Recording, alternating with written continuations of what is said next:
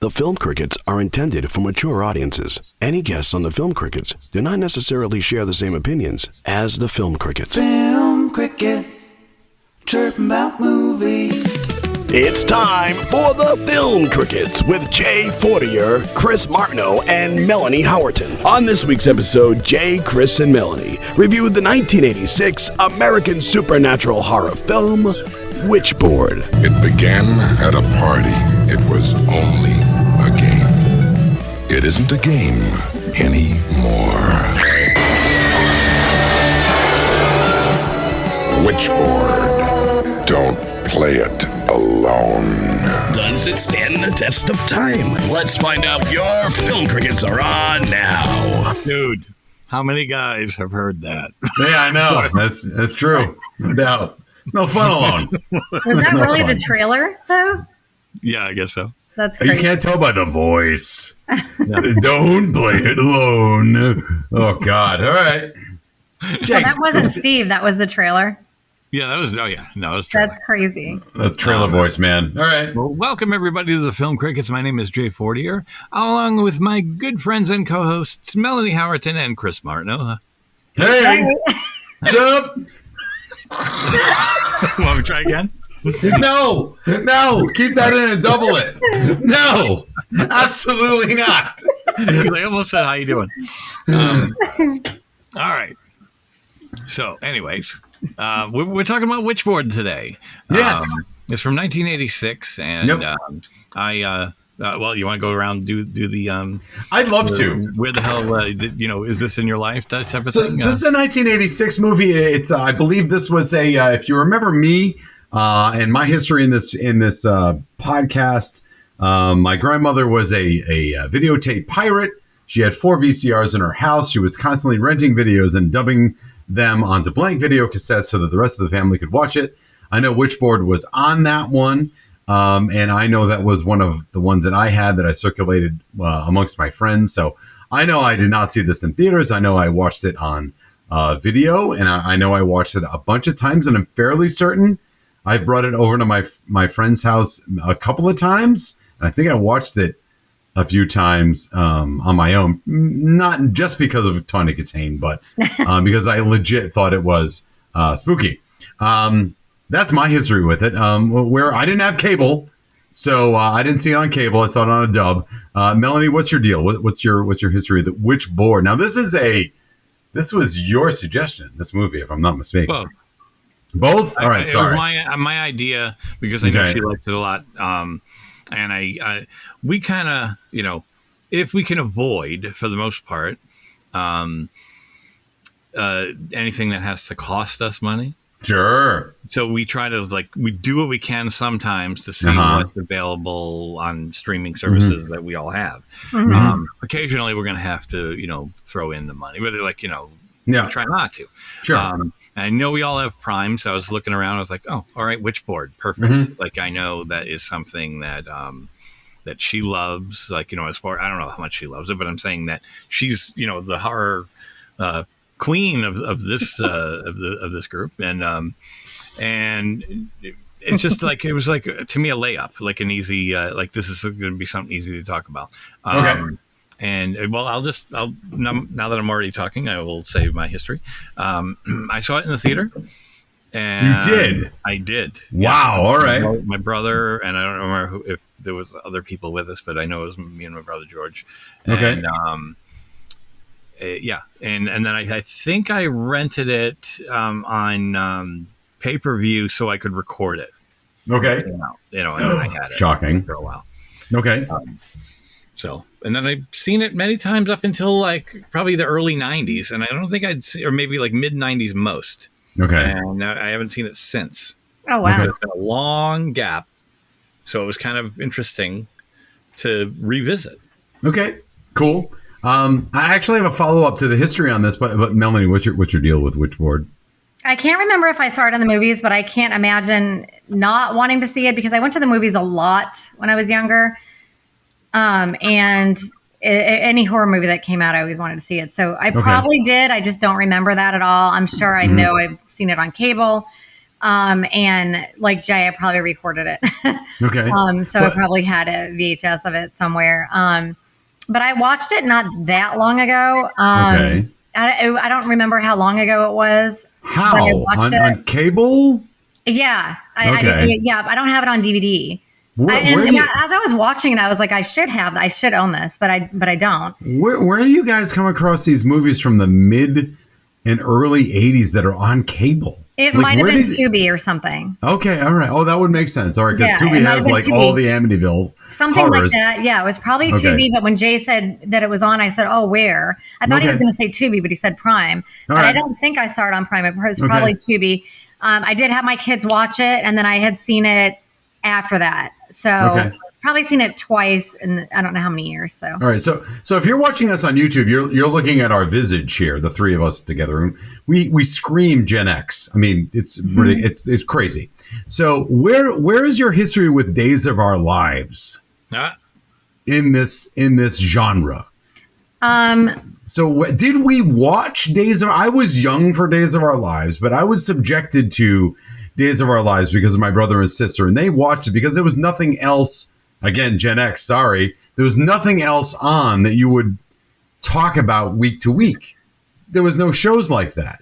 Soap operas were the only thing. Then it turned into Lost and Breaking Bad and all those things and The Sopranos, but there was nothing you could follow. And I heard every day about Patch, which is Stephen Nichols in this movie, and the Kyriakis family, which is in Days of Our Lives. I didn't even know what it meant, but I knew about Patch and I knew about the Kyriakises. So where are you guys with Days of Our Lives?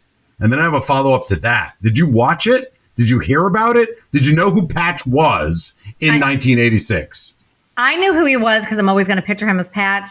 Okay. Like my grandmother was more of like, she watched 3 in a row. One was like One Life to Live, General Hospital, and there was what was the other one? There was 3 that were in a row, and I can't remember. Yeah. Which 3 were, but That's it a wasn't. different network, though. Yeah. Yeah. So my grandmother always watched that. So if I was over at her house, I kind of grew up watching that. Okay. And I do remember at one point, I think I was like 18 and I had broke my arm and I was watching those 3 things. But I never watched Days of Our Lives, but I knew who he was. My husband's family grew up watching Days of Our Lives. And so I watched it a little bit after I met Ronnie. I started watching Days of Our Lives, but I always knew who he was. I just always knew who he was. And Patch is a bad boy. Yeah. And I remember Unlike his wife on it. Yeah, like he had an eye patch, and he was tough, and he wore. Did he wear leather? Leather jacket all the time. Yeah, motorcycle guy. He was like unlike all the other pretty people on the show. He was like a little grimy. You know, But a he little was more. pretty though. Yeah. He was pretty. There's a but lot of not as- bad boys in soap operas were like what's his name? Tommy Lee Jones. They always had like acne scars or something. They always made anybody have like anybody that was bad look more bad. It just seemed like, you know, but like he was like a pretty boy, but he was like a bad boy. Like, but he was a badass, and he didn't suffer fools, and he got into fights, and he was kind of the streets, right? Jay, what's your deal with Days? Any history with Days? I did not grow up with them. I always looked at soap operas as lame. You know, like They are lame. Yeah. Oh, no doubt. No, but I'm just saying. What I'm saying is, growing up, I had 2 brothers, so none of us were watching soap operas, and my mom would, but I would just associate that with a woman. You know what I mean? Like I'm not gonna like relate to relationship stories like during the day, you know. And I always thought I kind of looked at like maybe the way they were filmed, they had a weird look to them. Yeah, they did. That kind of bothered me. I'm just talking about like youth. Now fast forward to when I met my current wife, Wendy. She was big into Days of Our Lives. Now there was stretches though when she was watching them, he wasn't on. He wasn't part of that show for a while. So like, I think he had already gone away by the time I was watching it with, or, you know, I would watch it sometimes with her, you know, I mean, it's kind of hard not to, like if that's the daily. And then I think, you know, like he would make returns every once in a while. Like he was very popular for obvious reasons. Yeah. So it's funny, but I saw him yesterday and I was like, I think it's the guy from, you know, like, like I said, he wasn't somebody I saw often. I just knew he was on the show. It's just interesting when we watch this movie, Witchboard, and we'll get the breakdown in a minute. He plays a weird intellectual, and the way he moves his hands, he's very like, I don't want to say the word, like he's very, I don't want to say effeminate, but he's very academic, like not Like of the rich street. family, yeah. Yeah, he crosses his A legs. vineyard. They were like what is it, like a vineyard type family, like a winery kind of Something thing. like that, right? Yeah. And so the way he comports himself is very not Patch. So I remember when I first saw this movie on video, I'm like, this is not Patch. Like, this guy's acting differently. Kind of, it's off-putting. And when I watched it again, I'm like, oh, yeah, that's right. Like, he plays this kind of, this academic who wouldn't get into a fist fight in his life. He's more willing to insult people than get into a fist fight.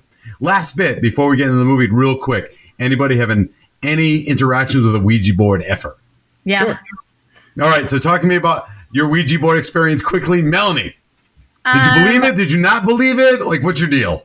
Well, I don't remember whose it was that I had borrowed or something, but I remember my friends coming over and I was in my bedroom, which was super tiny. And we had carpeting back then, obviously. And we had a candle. And some of my friends were kind of probably pushing it around. I kind of figured, I thought who was one person.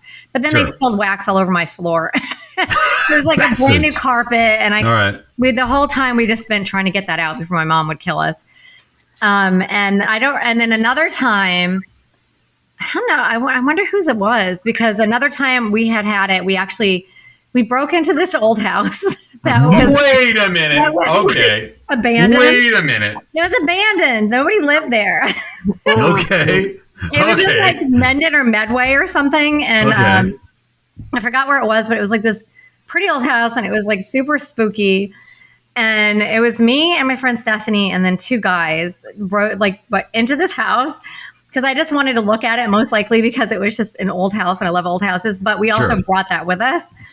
And I remember, and you can ask my friend Stephanie because it's the weirdest thing ever. We were playing with this thing.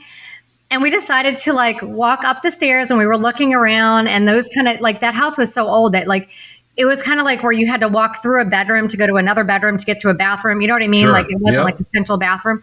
And so we were coming down the stairs and the lights, and I swear to God, you can ask me, I swear to God. Yeah. So we were coming down the stairs and the little sconces that were on the wall, this house was abandoned. There was no electricity. Mm-hmm. So the sconces, you're going to think I'm crazy, but the sconces too late turned on. Okay.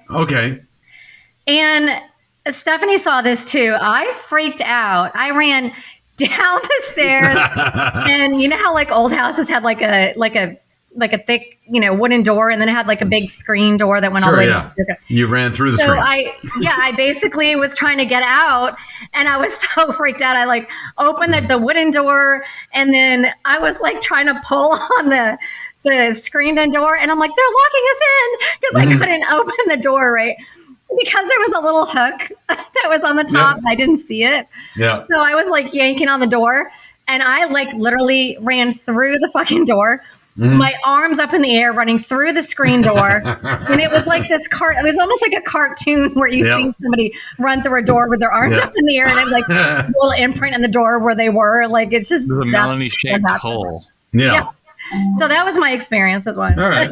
That was it, really. And Jason? I won't own one. I won't let Emma. Emma feels the same one. Made by Parker Brothers. In the house. You have just as much chance of conjuring a spirit with a piece of paper and a nickel than the people at Parker Brothers. So, Jason, you can make a Ouija board from a piece of paper. Of course you can. I did. Me and Emma won't own one. Okay, all right, Jason. We'll do it quick. So, before I do that, I just want to say I always thought of a funny bit for Saturday Night Live, like a quick commercial where they go, "We got our child this toy for Christmas, and now our house is swimming with ghosts." Yeah, thank Parker Brothers. Yeah, right. Is that real or something you just made up? No. I thought of a bit that I thought that would be so funny. cute. Like, and they open the door, and it's like Poltergeist with all the stuff flying around. Yeah. Thanks a lot, Parker Brothers. That's funny. Thank you, Parker Brothers. All right, so. Like birthday parties, like I think, I don't know if I played that specifically. I think I played it like at my cousin's house or whatever. We do like seances at the birthday party thinking this is something fun. You don't know what you're talking about. You don't know what you're doing. However, I then go to like a church retreat. You literally found one there. Nothing says the Vatican like a good Ouija board session. Hilarious. Jay, you're Catholic, and that's the thing. Like, it's the most opposite thing than Catholic ever. But okay. So, anyways, it's a bunch of bunch of teenagers. Here we are playing, like, because there's points where nobody was being watched, Sure. like, directly. So, like, we're in like this chapel. Oh my God. Cracking up. But, like, you know what I mean? If you're 15 years old, you're not really putting a lot of weight in what this should or should not be. Yeah, sure. You know, unless you're really raised, I was raised Catholic, but, not like, I mean, I've met some people who are like uber Catholic, Sure. what I mean? Like, they know everything or, as much as they should or whatever, you know what I'm saying? But, like, we're just being stupid teenagers, Sure. Yeah. That's funny. Anything happen? Did the planchette fly around or nothing? There's always somebody moving something, you know what I mean? Like, so. I gotta say, and I think the reason why I like this movie so much the first time when we saw it, and I was probably 13, 14, was that, like, you want to, and I'm not taking anything away from people that do believe in something after, and I'm not going to give you my take on that, but the fact that you have this board that you could talk to someone else, and if you're moving the planchette around and you're getting quote unquote messages from people, even if you are subconsciously moving the planchette, because both people are waiting for an answer. And so you're moving it once one person's muscles starts to inflect towards the yes, the other person's muscles starts to inflect towards the yes, and you end up going towards the yes. And again, to me, and everybody, we're making a figure eight. We're making a figure eight. And it starts to go really, really fast. And we're talking to a spirit. And maybe you are, maybe you're not. But the skeptic in me says that the fact that it could be you involuntarily moving the planchette means it has to be you involuntarily moving the planchette. Forget about ghosts and whatnot. But when you're 14 or 15, again, like Jay, Melanie, and myself, or when we first saw this movie, that's what makes it spooky. And so when we get into this movie, Witchboard, which is about Ouija boards, it's about this. When you're at the Witchboard, at the Ouija board, you're waiting for an answer, right? Doesn't it already have, the Ouija board already has, barring spirits or you moving it involuntarily, you're already waiting for an answer. Ooh, is it going to, it's at an H. Ooh, it's at an E. What does that mean? Oh, it's at an R. What does that mean? And you're waiting. And so this movie has already built-in suspense as to, what's the next thing going to be, right? And so from that, we get the rest of the movie, which then turns into a bit of a mess. But let's talk about the movie. So this is Witchboard, and I lost the IMDb page. But it came out in 1986, and it stars Tony Katane, and it's got... I forgot who the director was, but Tony Katane's in it, and Stephen Nichols is in it, and a couple other actors I don't remember, and I'm not going to go find it. And then we have the psychic lady with the blue hair, who's actually the comic relief. Jason, what do you want to say? Yeah. I want to do a hot take here. Like, it's not a hot take, but just a take on it. I think she was besides being beautiful, I think she was the weakest point. Oh, absolutely. Who, Tony Katane? Mm-hmm. Yeah, Tony Katane's not good. Like, I loved her. Why? I like her. She's beautiful. She's gorgeous, but I loved her in it. I thought she did a good job, except for the end part. Like when she was like dressed in the suit, I just thought the acting wasn't that great right there. But the rest of it, I thought she was great. That's fine. You can like her. You could say that she, it's not. It's only. By the way, not fact. Opinion. Yeah. I'm not saying it's fact. Yeah. I'm just saying she was. I thought, like when she sat by herself, going, David, like it was just like. Yeah. I don't know. Like I'm kind of. They're asking her to do a lot by herself when she herself is not super great. She's not piss poor. Is that her first movie? No, I don't know. Bachelor Party. Oh, that's right. Can't forget Bachelor Party. Okay.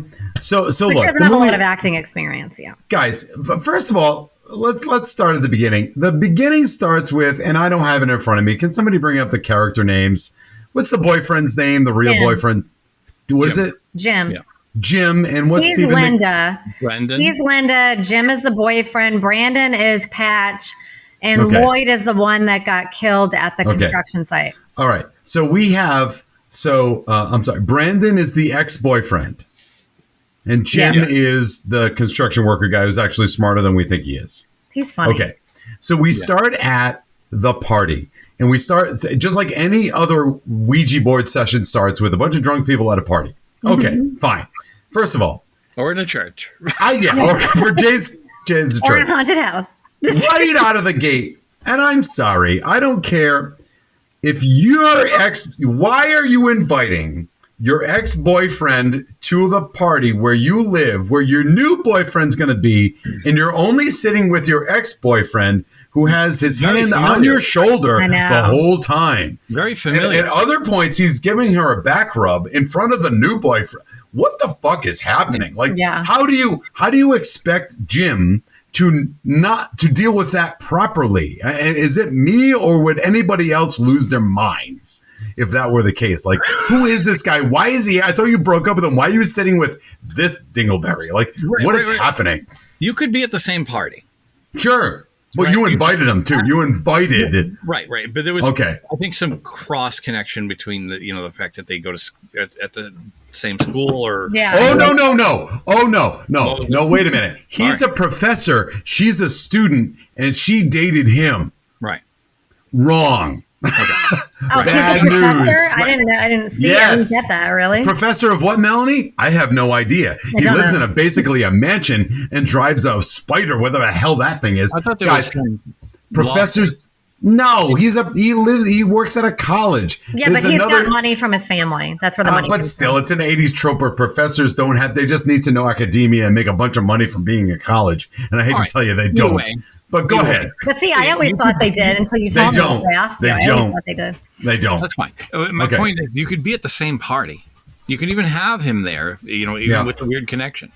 But the fact that you're sitting directly next to him in a very familiar way, yes. It was so comfortable, like arm around her, touching. I was like, that's not cool. Nobody should be okay with this. Nope. And when you first started watching it, you probably thought that was her boyfriend. You know what I mean? Exactly. In fact, I had forgotten, who was who. It's been so long. And he's so pretentious. Like, all right, so it's Ouija. Yeah. It's Ouija. First of all, it's not even the reason it's Ouija is because some person in Baltimore who wanted to market the Ouija board said, "What's the name of this board?" And the thing spelled out Ouija. That has nothing to do with the history of the Ouija board at all. Mm-hmm. So they're just making that shit up completely, which fine. But the fact that Stephen, whatever his name is, Brandon is selling that. So, it's Ouija. And he's just really selling that pretentiousness of it. Just drives you crazy. But then, then Jim goes in the kitchen and drinks himself stupid on basically a half a bottle of Jack Daniels, which means you should be horizontal on the floor in your own puke. Jason, as my witness, we've seen what happens when that happens. Not me or Jay. I'm just thinking a friend of ours. I was thinking, okay, which one of you? No. It basically involved an entire bathtub full of drunk people. That was the storage area. Okay, another one threw up. Put him in the bathtub. Oh my God, are you serious? And that person leaned over and basically vomit just kind of fell out of his mouth. It was crazy. Listen, go on our audio area and listen to our Happy New Year episode. Yeah, it was something early on, and that's the story there. I don't know if you can drink that. It smells like motor oil. I don't get it. My mom used to love that. I am been the victim of drinking a little too much Jack Daniels, and I'm not going to drink that much Jack Daniels again. But I got to tell you, it wasn't 3/4 of a bottle of Jack Daniels. I mean, you're just going to the hospital at that point, and here he is, just right. And so we find out that Jim and Brandon are basically old friends, best friends when they were little, growing up. So guys, again, I'm not. Look, the Witchboard idea is great, but let's think about the way where they're trying to shoehorn all this together. Brandon used to date Tawny Katane, who's now dating Jim, but Tawny Katane is still taking classes at a college with her ex-boyfriend, and they're all at the same party in a mansion. What is this house that they live at? No, that's an apartment. Well, whatever. Okay, fine. But I mean, It was a house that was converted to apartment. She seems to be doing pretty okay for just being a college student, don't you think? She's in an apartment. I know, but she's like, look at all the stuff she has. Like, when we were just like in college, we were basically cooking ramen on a hot plate, and these people are like have a bedroom and a full refrigerator and food and nice clothes, and I don't know, I'm not buying it. But the fact that we have to get all these people together is bananas. But so anyway, the Ouija board comes out later. What's that? I have something on that later. Okay, fine. Like the I'm just saying, like, they're really trying to get all this stuff together. So the witch board comes out, the Ouija board comes out, and they start to talk to David, this spirit that he always talks to. And by the way, even if you're in the Ouija boards and you think that it's a portal to another world, how do you know you're always talking to the same person? Oh, they have that secret thing. Oh, they have a secret. You know, and Melanie, every time I use a Ouija board, I got to figure 8 too. So it means I'm always talking to David. Like, what is happening? They have a secret code or whatever. Yeah, it was a hard code to crack. So, but having said that, it's a low budget. And the other ghost was listening, so then he knew what to do. That's right. The other ghost who was always there in the house. Anyway, that guy was so creepy to me. He was so freaking creepy the way he looked. Melanie's creepy, but he seems to be everywhere at once in the state of California. But we're going to talk about that later. So here's the thing. And as much as I want to bag on the premise of the movie, and I want to bag on the fact that, by the way, the soundtrack is a Halloween ripoff. I didn't even pay attention to the soundtrack at all. Yeah, listen to the opening credits. It's a Halloween ripoff, but fine, whatever. I'm okay with the job that the actors did. Even Tawny Katane in this movie, I was okay with them, even though, like, they're not great. I was buying what they were selling me. Clear something up. Yeah, please, Jay, clear it up. No, about what I said earlier. That my whole thought the whole night was it's a B movie doing a really A job. Like they were trying really hard, and I bought it. So I liked everybody else. I just thought out of everyone, she was the weakest. Like, I thought they were stronger. And the reason, so that's all I'm trying to say. Like, the reason that I want all the Tawny lovers give me whatever. No, I'm just like, I don't have to like defend this all day. The reason that I think you want to, and I'm not telling you how to think, but I think the reason that Tawny Katane comes off as not as good is because right out of the gate, the director lets her go over the top. Like, once she's supposed to be kind of like, not virginal, but she doesn't curse, and she's wholesome. Yeah, good word. She's wholesome, but once she gets a hand of the witchboard and starts to slowly get, what's the word they use? Progressive entrapment. Yeah, that's it. Some bullshit made up word. So once she starts to get slowly possessed, she starts to curse more, and she starts to be a little more like angry. And then once an actor is allowed by the director to go over the top. Going over the top makes you look like a bad actor. Allowing to scream all your lines makes you look shitty. And to me, that's the victim of the director should have said, no, you don't need to just out of the gate. Like, the first time she gets angry at Jim, when she's a little bit possessed by Daniel or whoever it turns out being, she's yelling, God damn it, what the fuck are you doing? Like, really, really loud, like right out of the gate. And to me, that's not convincing. Does that make sense? Yeah, but I also kind of felt the same with Jim when he was in the kitchen drinking the Jack Daniels. Yeah. The way he was pacing the floor and the smoking and whatever, he was just like, he just seemed like he was a little bit over the top. Right there. All automatic. So that's the director's problem. Because it seems like these characters, particularly when we see Jim and Brandon. Later on, by the way, this is a bromance movie. That's what it is. That's like literally a bromance and a love triangle. And that's like he wanted. I'll just say that real quick. Let's see. Go ahead. The director said even though this was a horror movie, he wanted a character-driven film based on a bromance of Jim and Brandon and the love triangle between them and Linda, bringing Jim and Brandon back together and forcing Jim to reflect on his feelings and relationships. And the rest of the script was work around this. Sure. And I'll do one better. In fact, that we're in the 80s and we're in a horror movie. And the amount of, even though we do get Tawny Katane in the shower, which is unnecessary.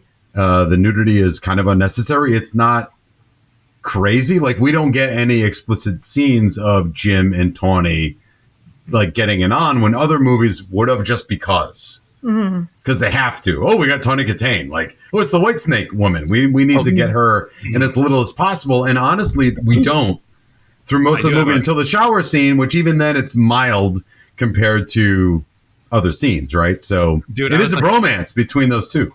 I was like 13 years old when I saw it in the theater. Sure. Ish. And I remember like some doofuses, like these guys in the front, when she was screaming in the shower, they're like, woohoo, like, and like yelling shit. And I'm like, being 13 going, guys, come on. Like, I didn't say anything to them. I'm saying I was thinking that, like, come on, man, just watch the movie. She had a hard time doing that scene.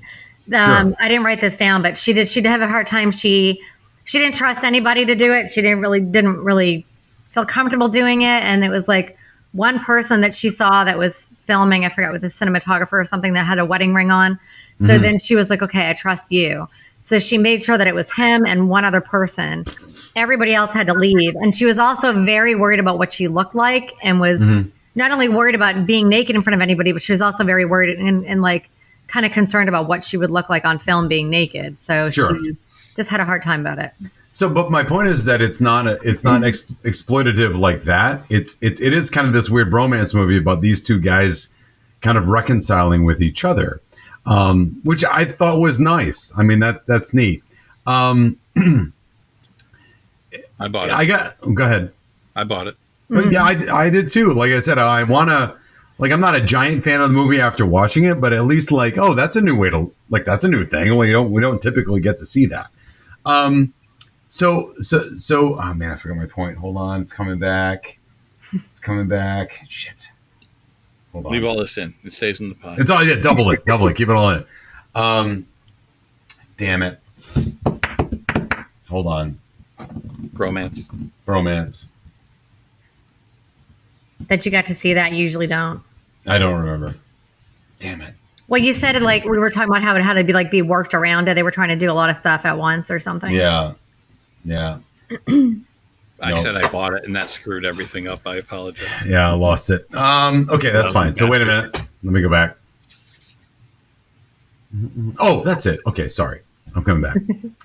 All right. So Jim and Brandon hate each other, and they're both worried about Tawny Katane. What's her name again? Linda. They're both worried about Linda. But we find out Jim, Brandon is an intellectual, but Jim is a doctor, but he didn't pursue being a doctor. Now he's in construction. Okay. Well, he dropped out of school. He never became a doctor. He never became a doctor. So now Jim's in construction, which is nothing wrong with construction. I don't know if you guys are in construction. But there's this weird subplot where Jim is getting blamed for people dying, which I thought was nonsense. Because he had obviously nothing right away. Immediately out of the way. The guy pulls a Columbo bit. Oh my God, I freaking wrote that down, and that's what I wanted to say. I'm sorry. The detective is trying to do Columbo routine, which is super annoying. It is. It's that's like, what I said. It's super annoying.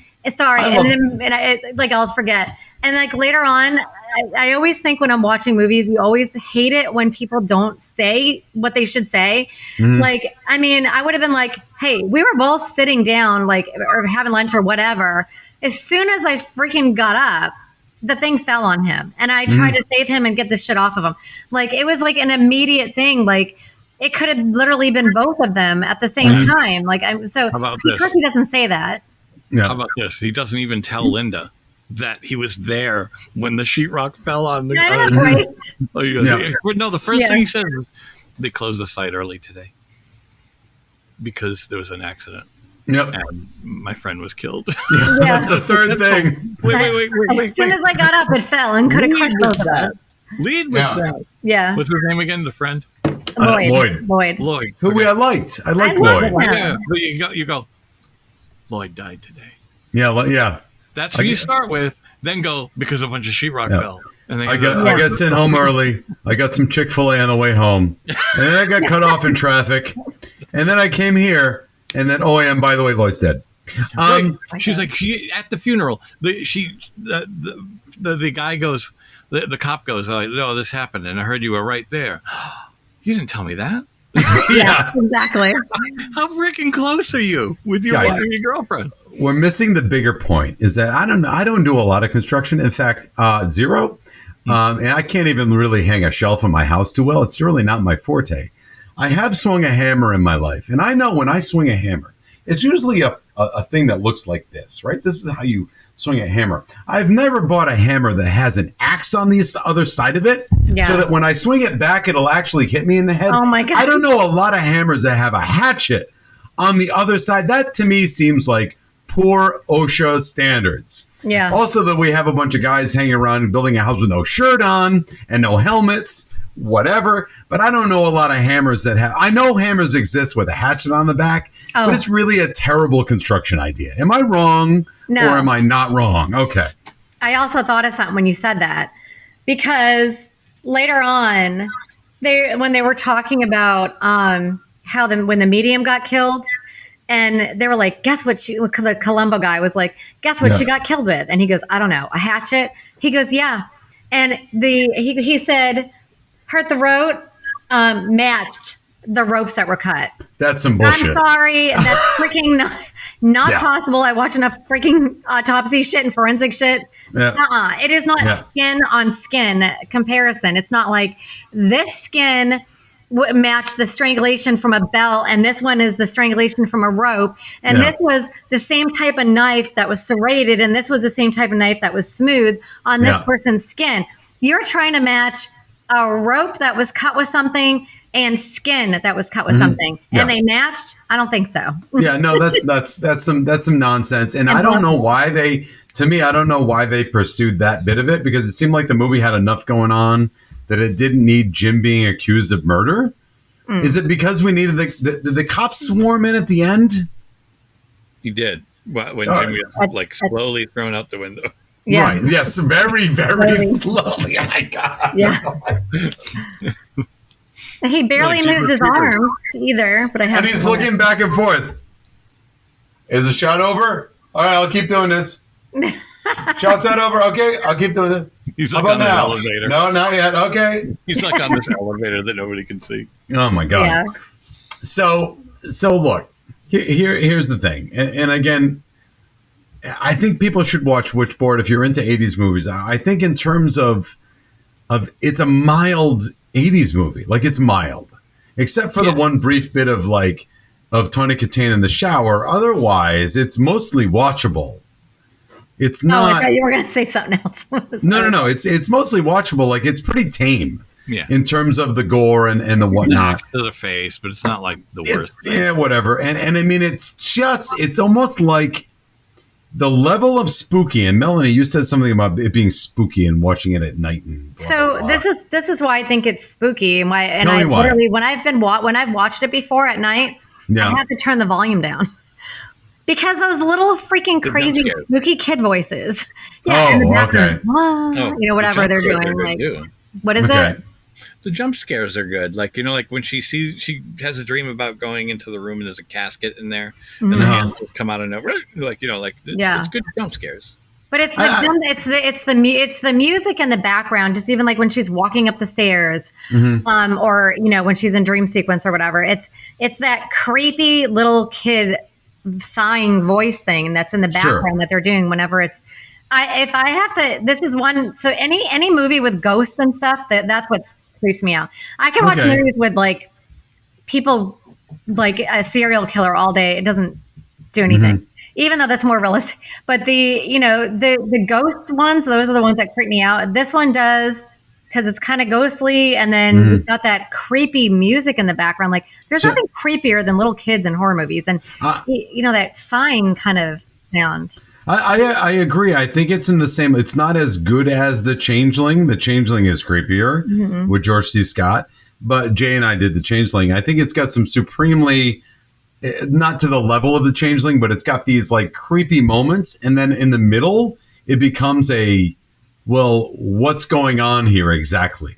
Right? What's responsible for all of these things that we've seen? And then it kind of drags a tad, and then you've got a big twisty, spooky ending. And so to me, like it's not supremely. I think if you want to see spooky, you see this changeling, but you got to remember that in the middle, nothing happens. And I think we do get a long stretch of the bromance in the middle of the movie that isn't spooky. While Tony Katane is using the Ouija board by herself and is slowly getting addicted. I mean, there's a definite addiction analogy here where she went through the garbage to find the Ouija board. Oh, by the way, have you guys ever flung a game board through the air 30 yards with supreme accuracy like this guy does in one shot? That's pretty awesome. Right in the You're like, whoa, bam, this guy's got to do like ultimate frisbee because he'd be real good at it. I think that part's neat, but here's the part, and I know that's kind of, you have to wait for this for the does it hold up bit, but to me the charm of this movie, again, I'm not saying I think it's great, but the charm of this movie is at one point they have to decide what's actually going on with the Ouija board. They don't think it's a David, thanks to the psychic scene, which is also creepy, but also her. Funny. I do love her. She's great. What's her name? Masks on the wall, and the last one was Mickey Mouse. By the way, what's her name? Oh God! In the movie, Zarabeth.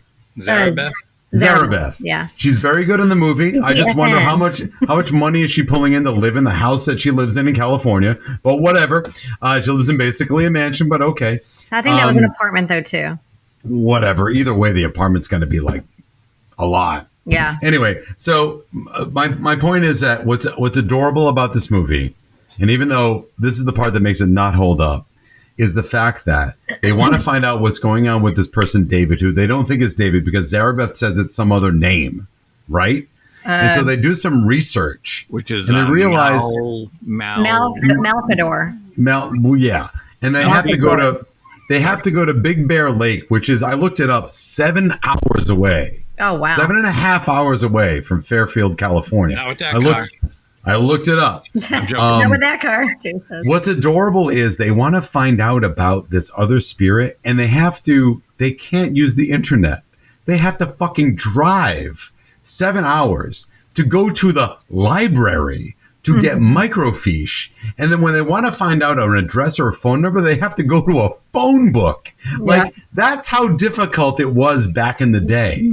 Like, if you wanted to find out something about that happened in Big Bear, you had to go to Big Bear. Like, you had to go to the town. That's what's cool about it, though. That's kind of neat. Like, it wouldn't happen now. And I mean, it's completely like, not convenient. But the fact of the matter is, back in the day, that's what you had to do. You had to go to the library. You had to go to their personal records. You had to go to their phone books. You had to go. You couldn't get their phone books. You had to go there to get that done, which from a narrative standpoint takes you far away from Tony Katane. She has to kind of fend for herself with her own addictions to the Witchboard, which allows that to happen, which I think is a neat way to do it, which is why you couldn't make the movie now. And I wonder how they would make the remake, which they said was coming out last year, but it's probably in development hell and no one's going to do it. Well, no, I think it already did because in my notes I was going to say it's being made, but then when I looked it up, they already had all the actors and actresses that were in it. So it's got to be out. It was released. All right. I want to see it. I haven't seen it.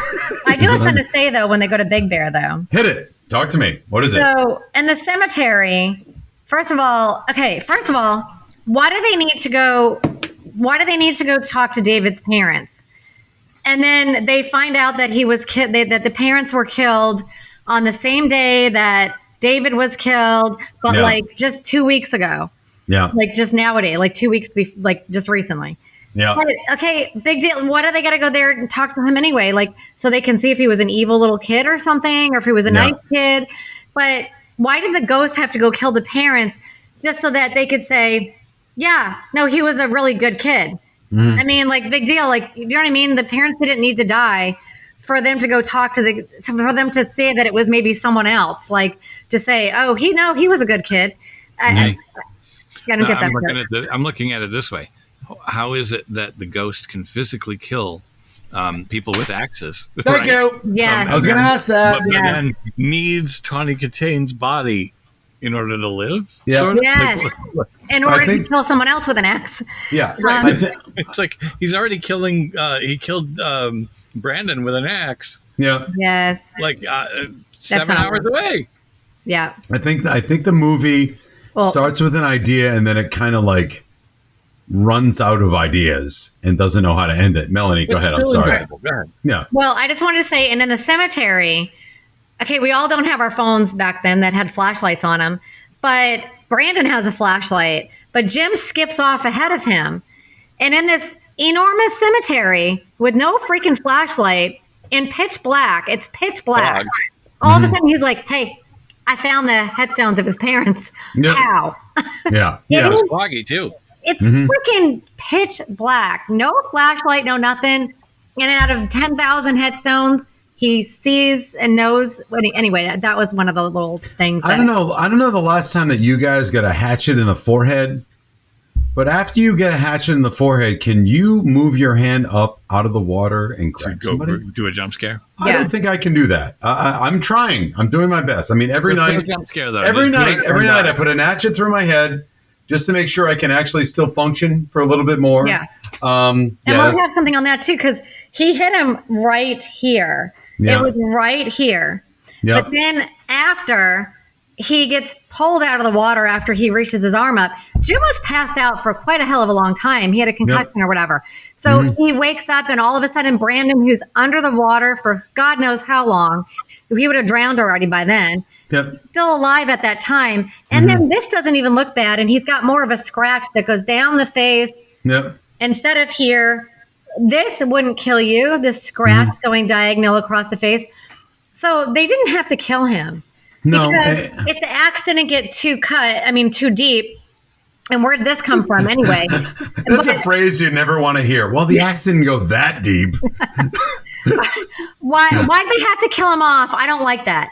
I mean, they could have had Jim's crying moment just from almost losing his friend. He didn't actually need to die, so I don't like that. It would have been a happier ending if Brandon was like the best man at their wedding. Yeah. I don't think that they should have killed him. And so the whole time that I was watching this, like growing up, I always thought, okay, they definitely killed him. This time I was like, is he dead?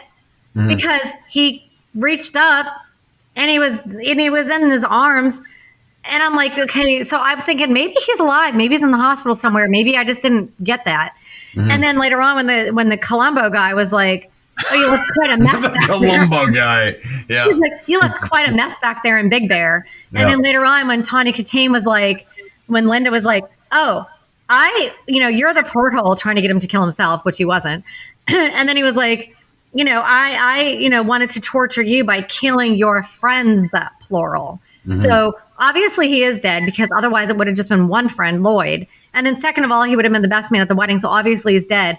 But first of all, he would have drowned. He wouldn't have been able to pull himself out of the water. And then if he was willing to pull himself out of the water and he was still alive, why did he have to die within that exact 5 seconds later? And then again, where'd this come from? And it didn't even look bad at all. Like that wouldn't kill you. Like you're missing the two real atrocities in the film. What? The one atrocity is the fact that Tawny Katane, after being fully possessed by whatever this other evil spirit that isn't David, has men's fitting clothing in her apartment, and they were also old looking. Yeah, and also puts on new makeup. New lipstick, mascara, new eyeliner. The eyeliner, all around her. The eyeliner, mascara is all fresh. And she blew out her hair a little bit. It actually looks nicer. She's got the best hair. That's true. That's the first atrocity. And second of all, the biggest, grossest thing in this movie are those bridesmaids dresses at the end of the movie. They are abysmal. That's not even of 80s caliber. They're like salmon with like lace at the bottom. They're like every horror story you hear about. I had to go to a wedding. I was my friend's bridesmaid. She put me in this terrible dress. And it is the worst set of dresses I've ever seen. I mean, Tawny Katane, granted, she was wearing a wedding dress that is more appropriate for like the 80s. Like it would never fly now, but I get it. But those are the worst. And I'm sorry, that's Fashion Corner by Chris Martineau. Thank you very much. Well, I also noticed the pinstripe tuxedo that she was wearing with that when she was, wielding the hatchet. Yeah. But it had that a little like silky, like a little line that went down the whole side of it. Yep. Isn't that from like the guy's day from back in the 1800s or something? Because and where'd you get those clothes? Exactly. I know. Hey, what are you gonna do? All right. Trivia. Oh, I gotta plug in my. Yeah, let's do. You do that. I gotta plug in my computer. Go ahead. I'm just trying to see if I made any other. It's time for TMI with Melanie. Listen to this. I am in the bathroom right before the movie starts. And I'm in the stall, and there's no toilet paper. Mine are at home in a display case above my bed. TMI, my friends. TMI? Too much information. Don't go there, but that's plain. Now, here's Melanie with your timeless movie info. All right, let's have a full figure 8 of trivia. All right. So the budget was 1.5 to 2 million, and it grossed 7.4 million. Hey now. All right. The house in the film was called the Higgins Verbeck Hirsch Mansion. You know how the old houses always had their names from like Sure. So Yep. Higgins Verbeck Hirsch Mansion in Okay. Windsor Square, Los Angeles, was also used in Waxwork 1988 and Willard in 1971. And the Los Angeles home has since been retired as a filming location. Cool. I did think it would look really creepy, like that entrance with the stone around sure. it. When you It's a when you saw great that looking book, house. like that old man standing there in the Yep. middle of that doorway. That's a great looking house. Yeah. No doubt about it. Like a pizza oven. A piece of Yeah, a little it. bit. It did. Yeah, like a brick of iron. Yeah. I just thought it was so creepy with that guy standing in it in the picture there, with the big sideburns back then. Anyway, He's like this. He's like, yeah, exactly. They never smiled in pictures back then. The men, it didn't seem like. especially the psychopaths. Yeah, exactly right. Initially, the film was supposed to be called Ouija or Ouija. But the filmmakers had discovered that Parker Brothers didn't own the title. Their attorney told them that they could not use the title, and they could not even say Ouija or Ouija. That makes sense. Or even use the Parker Brothers board in the film. Right. But having already shot with the board, they had to put up $50,000 bond to prevent any potential litigation and change the title to Witchboard. But there was no lawsuit, and they were allowed to pay the bond and to use the board footage previously shot and the new board footage shown when Jim and Brandon are at Big Bear. However, the filmmakers were divided about the title change, and many preferring Ouija or Ouija, I don't know what you want me to say. And the others felt that Witchboard was a cooler title. Let's see. Tawny Kitaen was dating O.J. Simpson at the time of filming, and he visited the set several times. Director Kevin Tenney wrote the script while in college at a University of Southern California. He inspired to write a horror film based on the Ouija board after attending a party where a friend had brought one in to use, by partygoers. He began to research the concept of progressive entrapment, like in the movie The Exorcist 1973, in which an individual becomes progressively entrapped by a spirit. He had heard so many stories while researching the experiences of close friends and others that they had with Ouija boards, and he believed that viewers would like basically seeing that these things were based on facts, despite being fictitious. Not based on fact. Can I just say the way that they say progressive entrapment in this movie with so much gravity is hysterical. It's like we as the audience supposed to go, oh no, it's progressive entrapment. Like we're supposed to understand all of the nuance of what that means, and it's a garbage thing about a toy that you move a planchette around. Brandon explains this at the construction site. I know that. I know he does, but it's all bullshit. But okay. Anyway, go ahead. All right, let's see. The cast and crew had their fair share of some eerie occurrences on the set. Some of the crew, mostly those that came in earlier, had significant problems inside the 637 Lutheran Boulevard house, such as the crew bumping into things that were not there, as well as things being moved by themselves. Roy Wagner especially felt a strong presence at the staircase, like somebody was walking behind him.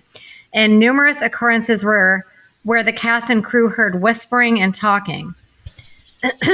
I'm talking. Shut up. Sorry. Okay. Oh no! It's a can! It's a ghost can! Ah! It's water! It's Napoleon coming back from the grave! It's a Waterloo! Napoleon? Oh my God. Sorry. Go ahead. Bill and Ted's Excellent Adventure. Is that what you're saying? Yep. Okay. What the heck was I? Okay. On the set, there were this is so bad. On the set, there were numerous running gags that Wagner was mostly involved in. Here's just a few of those. Hit it. In one of these things, Katane devastatingly believed that on set, her poodle was accidentally run over by the props truck.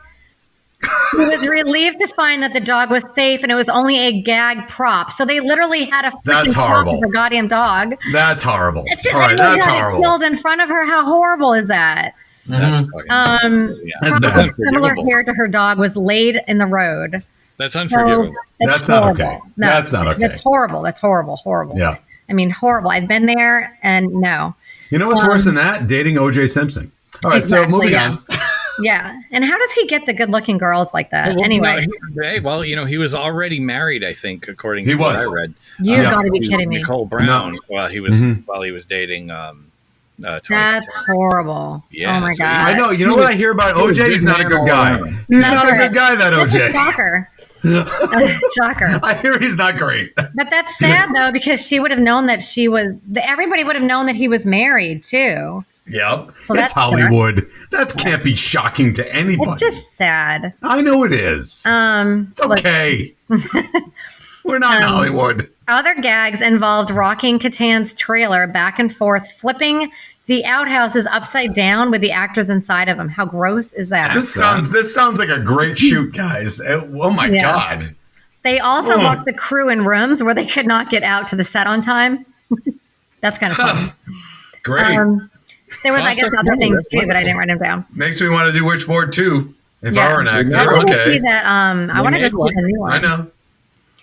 Let's see. I have no idea what it's about, but yeah, I know, right? I want to go to look it up now. The last scene shot of Jim being pushed out the window was, so here's some like stuff about effects. It says, which was done in one take at a distant park using a built replica of the window. Since there was a crane arm behind Jim, he could not flail his arms around. I noticed that because I felt like his shoulders were just kind of he didn't really do much. Yeah. Are you telling me it wasn't good at the end? Is that what you're telling me? I said, okay, so he could not flail his arms around. Instead, his shoulders were blocking out the crane. Okay. The nightmare sequence of Linda being decapitated by Malfador was shot with a stand-in ducking their head. No, really? A styrofoam head connected to a pole. I couldn't tell. Top. Yeah, I know, right? That was pretty bad. With a wig that matched Linda's hairstyle. They were nervous about this because I don't know why they did this, but they used a real axe. That's a terrible idea. Swinging very closely to the stand-in, and she had to duck her head in just in time. Despite using a real axe for that and other scenes, they also used prop axes for safety reasons. Why not that? As well as to improve their performances. They also had some props that were hinged so that they could precisely hit a specific spot. Alan, which was Jim, was initially dismissive about the scene where Lloyd throws a carpenter's hatchet near Jim's head. But Tenny reassured him. The scene was originally planned to be shot with an FX man shooting the hatchet directly, but it was in the film's cinematographer Roy H. Wagner suggested that they shoot it in reverse, thus also showing the scene to Alan, which was Jim, to see how he can act it out in reverse as if it was real. They also had a fake hatchet put in a piece of balsa wood that they yanked out with a wire to, probably make that noise. The scene where Lloyd is killed from fallen sheetrock was cut repeatedly, mostly due to Quinn, which was Lloyd's natural personality. He was constantly making Jim laugh on the set. So they just had to keep reshooting that over and over again. Since they used a dummy for the sheetrock to fall down, when it fell, it caused the dummy's legs to slightly fling up, which made Quinn, which was Lloyd, hysterically laugh. When the sheetrock fell down, it caused a very loud noise, to which Jim's reaction on screen was genuine, as he felt it sounded like gunshot. That's all I have. All right. Sounds like a great shoot. Really, really pleasant for everybody. But it also looks like they had fun, except for the dog situation there. boy, That's yeah. horrible. Well, I'm sorry, but me being tipped over in an outhouse is not fun. Yeah, it wouldn't be great I've either. been there, but Yeah. I can absolutely guarantee that I would not enjoy any aspect of that never. moment. Wow, that's No. brutal. It's time now for final judgment. Are you ready to rubber stamp this bitch? Here's the final judgment. All right, it's time for fact, not opinion, or opinion, not fact. We'll decide for ourselves. Whatever. I don't know. Yeah. All I know is that it's a fact that they are douchebags for pretending to kill her dog. And Yeah. Horrible. When I read that, I'm like, you got to be kidding me. yeah. And to even have a dummy, it's not like they even said, hey, guess what? Your dog was just ran over. Oh, Mm-hmm. sorry, just kidding. No, they literally put a dog in the road that was fake that looked like her dog. That's awful. horrible. That's Yeah, horrible. like I said, that's unforgivable. Yeah. That's a member of her family, you know. Yeah. So, all right, let's go, Chris, first. So does the movie hold up to the test of time? No, it doesn't. It's quaint as honestly, it's as quaint as fuck. I think that it's a good 80s movie. If you're into middle 80s movies, you should watch it. I'm recommending it slightly, just understanding that it's kind of campy and it's kind of 80s, but I love the fact that there's a bromance in it rather than the usual kind of trope. It does have its tropes, but it does divert from those tropes with the relationship between the two guys, which I think is interesting. It doesn't hold up because of what I said before. The fact that they have to drive to the town to figure out what's going on historically with some people in town obviously isn't going to happen today. You just look it up on the internet. It sort of does. So I would say it doesn't, but it's okay. It's okay if you like that type of movie. I think what's the person that does the 80 movies? What's her name? Oh, Jordan. I apologize, Jordan, for not remembering your name, but she'd be into it because it's so dripping of the 80s. But it doesn't hold up. But I think it's better than most of the 80s horror movies. It tries to be better than usual. So that's what I think. Jay? Yeah, I agree. It's dated and things like that. Like, the special effects are not that great or non-existent. Yeah. They didn't rely heavily on them, and this is fine. You don't need them in everything. Not every horror movie needs them. But it is enjoyable. So, like, I would definitely throw it in there for someone who's an 80s fan. You know what I mean? Like, if someone's nostalgic, even if they're millennials or whatever, but they're big into the 80s because of like stuff like Stranger Things and really popular. That's a good point. I think the people that dig Stranger Things would probably dig it. Yeah. And also, I don't want to give it an overwhelming plus because the middle section, there isn't a lot of horror in the middle section. I want to say Jim he's fun. He's fun sure. Like, I like him. Like, you know what I mean? Like, I really enjoyed his character. Yeah. His tones, like the way he spoke. Like just the way, he interacted with others, they didn't make him a typical roughneck guy, you know what I mean? Like, because he kind of wasn't, the backstory was he was in med school before, but they could have made him a typical douchey boyfriend guy, that you hated from most of the film, but no, we liked him. All right. So Jason, no, doesn't hold up, but it's okay. Melanie. I feel like it looks really dated. Like just the way it looks just looks really, really dated. And like you said, I guess they needed that Brandon and Jim go away to get out of the picture to go somewhere else so that she could become completely possessed, which wouldn't happen now because of the cell phones and stuff, unless they just wanted to get them over there somehow. They could figure out a way. They'd figure out a way. And I'm hoping the remake goes by the same story kind of lines. So we can see what happens, but I do want to see that. But I think that this part's always hard for me because it does look dated. Does it hold up to today's standards? No. But would people enjoy it that love 80s movies and love horror movies? Yeah, 100%. And even just like with us growing up watching 80s movies, and anybody that like all of our kids, because we like 80s movies so much, all of our kids that are growing up, they would like it. And that kind of gets passed along. So anybody that likes 80s movies and likes horror movies and likes 80s horror movies, and they would definitely like it. So I would definitely recommend it to them. And I did think that parts of it were creepy. Like I said, this is one of the movies like that I have to turn down the volume on when there are creepy scenes, just because of that freaking creepy background music. Just it's always freaked me out ever since I was little. Watch it. Well, not little, but you know what I mean? So I've always been creeped out by the background music. So I do, if I'm watching this by myself, I'm turning down the volume every time that stupid music's in the background. So it is creepy to me a little bit, where a lot of movies don't kind of creep me out. Just for those reasons. And then that creepy guy, it's just the way he looks. He's just creepy. Yeah. So I love it, but does it hold up to today's standards? I'm going to have to say no, but I do love it. Okay. Yeah. Anytime we say that, it doesn't mean anything negative about how we feel. Yeah. Sure. So, like, I want to reiterate that. I do want to point out to our audience that if they are fans of our YouTube and they follow us on YouTube only, and you like our show, I do want you to know that our entire catalog is on audio. So we've been doing this for 4 years now. We've been doing it for 4. And we did a lot more on audio before we fully committed to video.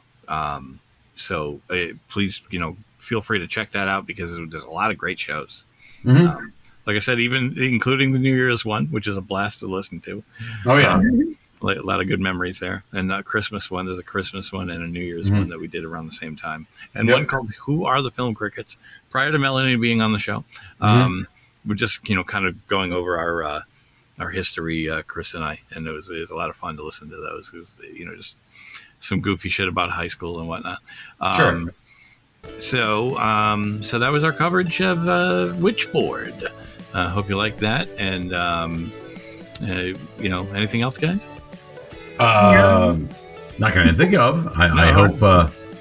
No pressure. It was just one of those moments. I was like, I feel like I think you should watch Witchboard. I don't think you should watch Witchboard 2, 3, 4, 5, 6, 7, 8, or 9. Nor should I think you should watch Amityville in Space. That's all. Is there really that many? Now I gotta watch that stupid thing, because I can't believe that they actually have an Amityville in Space. There's Amityville in Space. It's on Tubi or Freebie or some shit.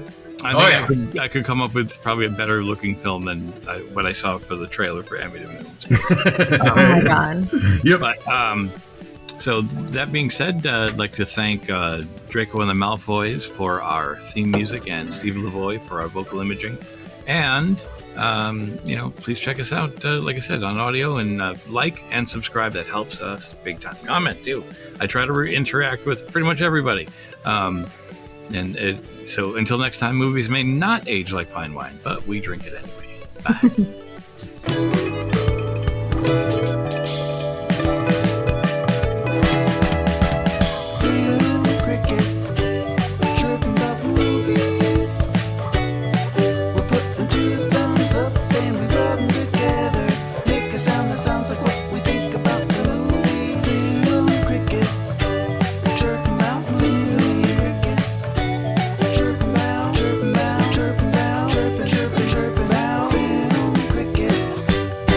About movie.